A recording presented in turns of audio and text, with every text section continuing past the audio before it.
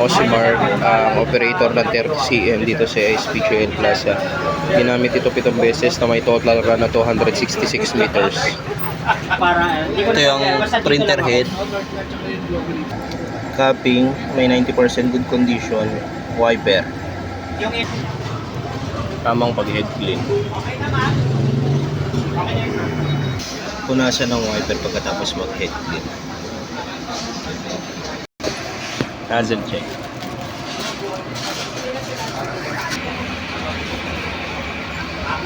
Kompleto naman ang kulay. Ito ang ink system. Tamang label lang. Ito naman ang consumable na use at unused.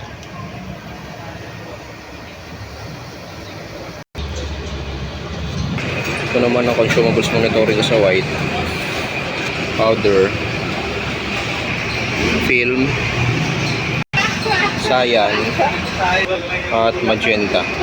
Ito naman ang third week printer head checklist. Salamat po.